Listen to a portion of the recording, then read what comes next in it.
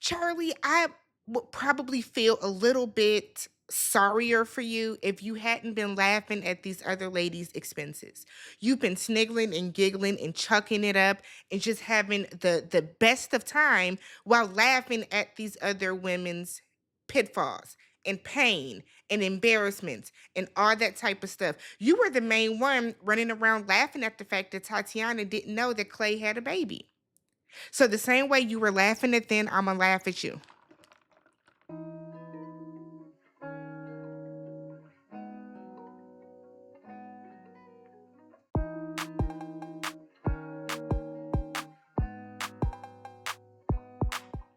Good morning, everybody. What's good, y'all? Welcome and welcome back to the channel. I'm Tammy. This is Tammy Talks.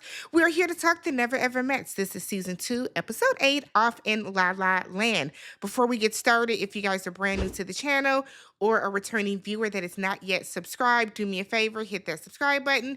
Thumbs up the video if you enjoy it, and then leave all your comments down below, your thoughts, opinions, theories, all that good stuff. Leave that down below. Y'all know we are headed towards 40,000 subs. I would love to get there by the end of summer. I need your help to do that. Okay, so if you haven't subbed yet, do me a favor and go ahead and subscribe.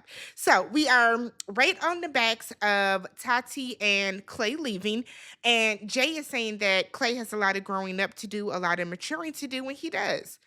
He does. The fact that Clay was so ready to leave and run off because him and Tati got into an argument and she called him out on his behavior is wild. Wild, but whatever. So Charlie is like, well, let's rate all the couples again. Girl, why? Why? Okay, let's rate them. So Cinco was like, it's easy. It's me and Jay, you and Jared, Chris and Alexis, Kiki and Brandon, and then Ty and Brittany are down at the bottom. And Jay is like, yeah, Ty and Brittany probably gonna be the next ones to leave. They can leave tonight and make a real quick exit. I said, damn, Jay.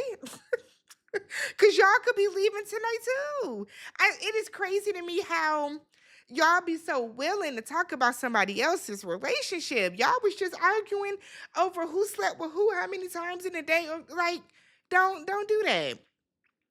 So Ty is in the kitchen and he's like, it's crazy that the people that had the visible issues, the visible arguments we're still here, but everyone else that seemed like the perfect couple is gone. Did Clay and Tati seem like the perfect couple? Sure. But who was the weirdos that left a while ago? Irvin and Alicia?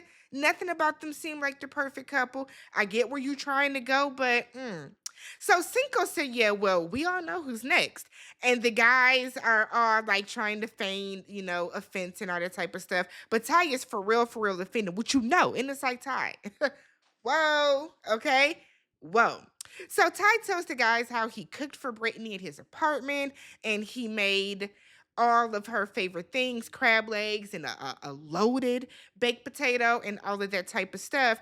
And I think that Ty is a person, I think Jared mentions it later, that acts of service is his biggest love language, right? Because he gets so excited about the things that he's cooking and the things that he's doing for Brittany and for others that I think he kind of doesn't realize where he should be probably trying to do more. You know what I mean?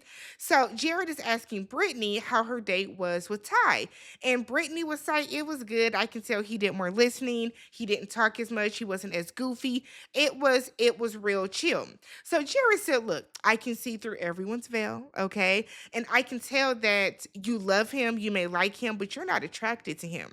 And Brittany is in her confessional and she's saying that Ty plays around all day and it gives more friendship vibes than it does like lover, romance, that type of stuff. So she was like, no, I like him. I'm attracted to him. Brittany, no, you're not.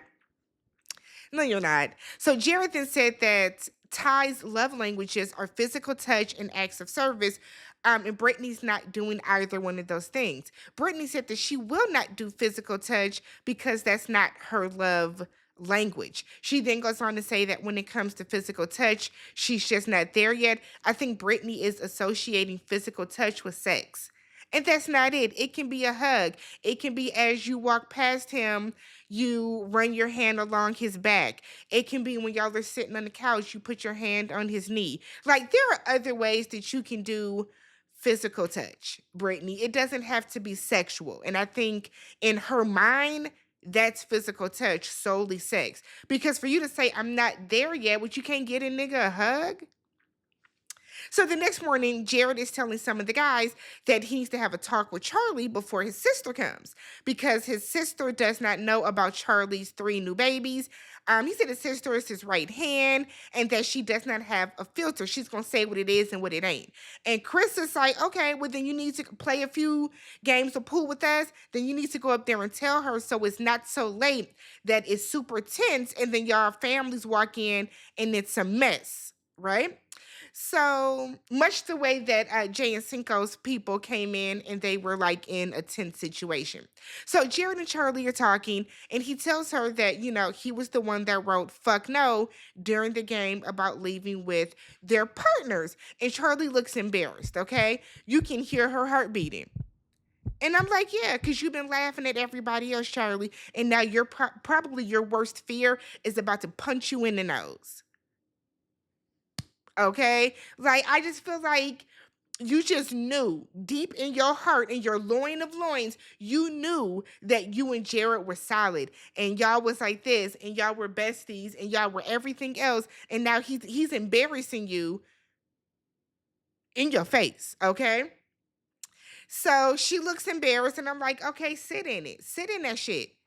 Sit in it, because you've been doing way too much when it comes to other people for me. You were too tickled at the fact that Clay's best friend was hugging him and wrapping her arms around his waist and all that type of stuff. You were too tickled. You were demonstrating and everything. It was all fun and games until now it's your shit that's being put out there. So Jared apologizes and said that it was after she told him about all the kids and it was just a lot. So she keeps repeating, you told me, you said yes. She's in shock, dismay, horror. Okay. Imagine her chagrin. So we get a flashback of, and we remember when Jared was in the kitchen with her and she was like, what did you say? And he was like, I said yes. She asked him, are you sure? And he was like, yes. So yeah, Jared lied to you. So Jerry said, look, I came into this thinking that I would convince her and her one child or convince you and your one child to move to South Carolina. But when I got here and, you dropped a bomb on me, I was like, well, shit, I'm just going to enjoy myself. So Charli asked point blank, so you were going to drag me along just so you can have fun? He was like, yeah. He was like, she said, so how do you feel now? And I'm like, girl, it's giving desperate. What do you mean? It should have been fuck that nigga. But okay. So he was like, okay, so it goes from fuck no to maybe to yes, back to maybe to now I'm just realizing how hard this would be to make possible because I really thought that I was going to be able to convince you and your one child to move to South Carolina from where she at in Texas. He said, but now like it's a lot for you to want to bring four kids. I guess my thing is, why wouldn't you be willing to move to Texas, Jared? So Charli then said, look, I thought we were in a great place. And this is what I don't understand. Charli, you came in hiding three children. Charli, why would you think that you telling this man that you had three kids? Three kids, why would you think that y'all would be in a great place after that? You couldn't have been that obtuse. I'm sorry, but you couldn't have been.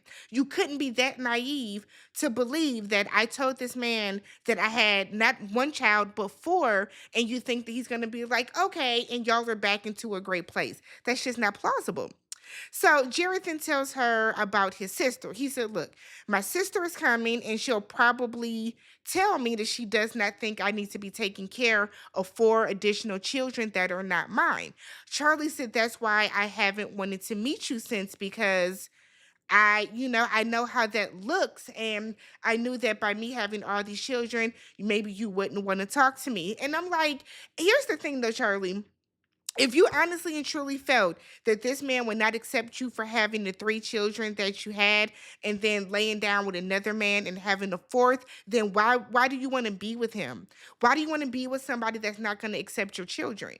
Your children are a part of you. They're a package deal. right? So in her confessional, Charlie is saying how she's never asked him for anything. I've never asked him for anything. I never asked you for anything, or you know what I mean? Like she said, she takes care of her bills. She takes care of her kids. She's good on that front.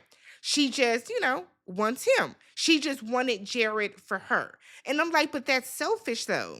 That's selfish. So she then asks him if he wants to be with her. Do you want to be with me? He said in a perfect world, he would love that. The world is not perfect, so baby, that's a no. So in her confessional, Charlie is saying that she's disrespected and she feels disrespected, embarrassed, and her time has been wasted. So Charlie is sitting on the couch crying to herself, and I said, "Oh, girl." So Brittany asked her, "What's wrong? Why does Brittany sit like this all the time with her neck out? Like what?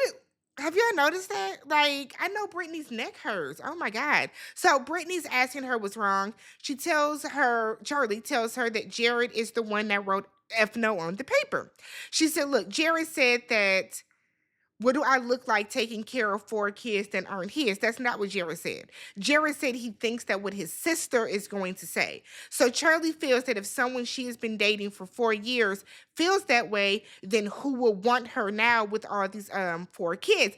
But you have to give people the chance to feel that way, Charlie. This is what I don't understand about you. Like you can't be this fucking dumb. You know what I mean? You were dating a man. You led him to believe you had one child. Okay. It takes y'all 4.5 years to meet. Y'all finally meet on TV. And you tell him not only do you not have just one, you have three additional children, one of which is a month-old newborn. What the fuck do you mean? Like, I'm not gonna get upset. So I'm not gonna get upset about this because this is silly. This is stupid. So Brittany then said what bothers her is that Jared continued to sleep with her. Why would that bother you, Brittany? It's none of your business. It's none of your business. So Chris and Alexis meet up with Dr. Allie. And Chris said that he feels that Alexis can be controlling and aggressive, and he wants her to be a little more understanding. He said there are reasons that he says some of the stuff that he says. He has very strong reasons. He talks about how he has had 8 different step parents between his two, his mother and his father, and that they have all been like some type of or some level of controlling in their own right. He had his own apartment when he was in ninth grade because his dad was just never around. So Alexis has a problem with being looked at like controlling. She then says that she is assertive and dominant, and Chris and some people would look at that as controlling. Girl, what the like?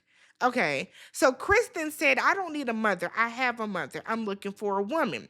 Alexis said, "Well, look, I can adjust, but in my mind, I don't see what the problem is." She then said that it's a part of her culture. What culture? What culture? What culture? I'm shocked that Dr. Alley glossed over that. So Dr. Alley then brings up the game and asks, what did they write about leaving with the other person? And Chris said that in that moment he wrote no. And he kept saying in that moment, in that moment, in that moment. And Alexis said that she wrote yes, and now she kind of feels away. Dr. Alley asked, like, are there any more conversations that they need to have? Chris said, no, I think I've said everything that I need to say. um Now it's time to show and prove, basically. You know what I mean? He said, I'm done with all the talking. Let's get to some action. We have some more time here left. Now it's time to see if we can really, make the necessary adjustments for each other. So Jared's sister come, her name is Jewel, and he's telling her that he was hiding his daughter. He said, but Charlie was hiding 3 kids. He said, so after I found out that she was hiding 3 kids, I came down from La La Land very, very quickly. Okay. He said, and I just wanted to stay here and enjoy myself. He said he doesn't know if he wants to take on all that responsibility at his age of taking on 4 more kids. That is a lot of responsibility. That is. I'm not even gonna hold you. That is a lot of responsibility. I think the part that Jared is missing though is not only did Charlie hide 3 children, you hit a child too. You hit a child too. So yeah, Charlie is in the wrong for sure, but so are you, Jared. So are you. Charlie's best friend, Sabrina, comes and she's telling Sabrina about Jared's newborn. And I was with Sabrina. The fuck is wrong with y'all? What is wrong with the two of y'all? So Charlie is like, but I guess I'm so much worse because I hid three kids. Yes, the fuck you are. Charlie, yeah, you are. So Charlie keeps saying that she thinks Jared is the perfect man. The perfect man so much that he hid a baby on you. The perfect man so much that he cheated on you and has a 6 month old baby. So he's the perfect man so much that he told you that. Okay. So Charlie is talking to Jared's sister. Everybody comes together. And she was hoping that she tells his sister that she was hoping that she would tell him about the kids and they would work through it and then they would still leave together. She says she loves him. And his sister, Jewel, is like, why did you hide the kids? She said, look, if you're doing what you need to be doing in terms of your children, if you're taking care of them, if you know you doing your if you're doing your due deals, you should be proud of that. And any man that doesn't want to deal with you because of your kids is just not the man for you. Charlie said, well, look, I make good money. I make more than you. Jared was like, yeah, she made good money for me. And she said she takes care of her own. She said it just never became topic of conversation. And I think everybody glossed over that way too fucking fast. So you never was like, I just got home from my son's basketball game. Oh, I have to run my daughter to the store for this. Oh, I have to go to a parent conference, a parent teacher conference. Like, no, you never made it topic of discussion. You chose to hide it. How didn't he hear all them damn kids in the background? Charlie gone somewhere with this. She then claims, Charlie, that she would have been perfectly fine if Jared would have admitted to her that he wrote no during that game. And I don't believe that. I honestly and truly don't. According to Charlie, she would have been okay with it because he would have been being honest. And I'm like, all right, girl. Okay. So Jewel said, look, it's unrealistic to think that y'all will go to La La Land after dropping three kids and everything will be okay. Charlie is saying that she did not expect that. But Charlie, you just said that you expected to tell him and y'all would work through it. Okay. So Charlie then said that Jared made her feel like everything was okay. He made her feel that way. And while yes, Jared did, I also kind of feel like Charlie, what like did you was it believable to you? Because if I'm hiding three children from this man and I sit down and he's like, yeah, it's okay, I'm gonna press a little bit more. You heard him say it's okay and you dropped the subject right away because you didn't want to know the truth. It's not a matter of you honestly believing that. It's not a matter of him like really, really solidifying and being very firm with you that everything was okay. That didn't happen. What happened is the moment you heard him say okay, you were willing to drop it because you wanted to fuck that man as much as he wanted to sleep with you, and you wanted to sit there and enjoy your time there as well. I'm not falling for that. So Jewel asks her brother, so why did you lie? Jared apologizes for lying, and Charlie feels like they can get over this. Jared said, look, it's a lot. And we've been living in La La Land, but we need to have a private conversation, a really hard conversation, and really talk about some things. So his sister said to Charlie, be proud of coming with children. Like either they accept it or they don't. And then she whispers in her ear, don't let anybody say anything about you. You're beautiful inside and out, whatever the case. She poured some life into her. And I hope that Charlie receives it and accepts it. Your children are a package deal with you. If a man doesn't want to take care of your kids or doesn't want to accept your kids, you shouldn't want to be with him anyways. The fact that Jared is so on the fence about what he wants should be plausible enough for you to be like, okay, it's not going to work. It's just not going to work. The sex was not that good, sis. So Chris and Alexis go on a date, and Chris is I won't say he's slow, but they're putting on workout clothes, right? They were told to dress athletic. So they're in the car and he's like, I think we going somewhere athletic. Am I right? Aren't you wearing shorts and spandex right now? Talking just to be talking. So they end up going to a workout class at Floyd Mayweather's gym. They have a good time. They vibe. They didn't really talk, but they had a good time with one another. So good on them. Later at dinner, as always, they have to ask a question. So they're playing this game of questions where one of the people in the couple gets a question as they're going down the table.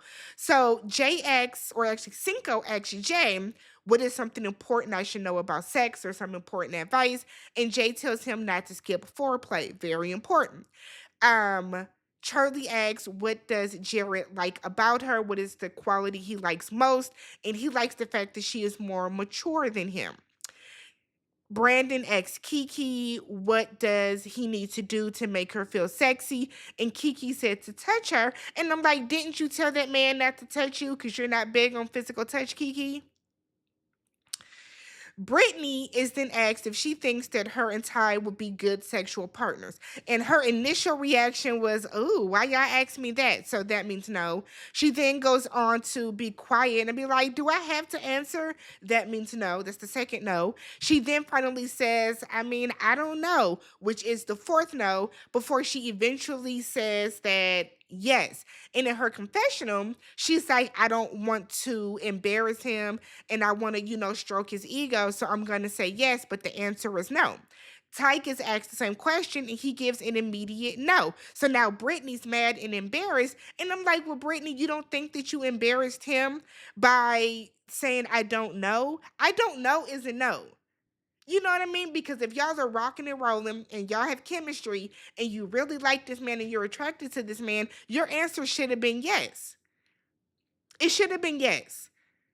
But you saying "I don't know" and taking forever to answer gave him the answer that he needed. He was being honest with you. So Brittany feels that she took into consideration his feelings, but he didn't do the same for her. So she gets up and runs away from the table. And Ty points out that whenever Brittany is upset or she feels called out about something, she runs away and she doesn't want to talk about it. And he doesn't like that. So he goes after her to talk to her. And she said that, "Look, I didn't want to embarrass you, but you were okay embarrassing me." He points out you took forever to answer. You don't think that was embarrassing? So they start talking over each other, and he starts asking her if he can talk. "Can I talk now?" And she was saying how he doesn't let her talk. He feels that he can't talk. So he's like, "Yeah, well, you tell me when I can talk because I'm a little boy." And it's like, what are you on right now? Where did that come from? So she starts pointing in his face and calls him an asshole. And she tells him, if you don't like how she is talking and using her hands, then to move the fuck out the way. Brittany, go home. Go home because you get called out next week when Jay is probably sick of you fawning all over Cisco and you get an attitude about that. Go home. The fuck? So let me know what you guys thought about this episode. I wonder if Jared and Charlie are actually gonna stay together. I feel like they're not. But we'll see. And I hope and pray that Ty and Brittany go home next week because I'm sick of Brittany's ass. How about that? So let me know if you guys, what you guys thought. Subscribe to the channel, thumbs up the video, and I will catch you guys in the next one. Peace.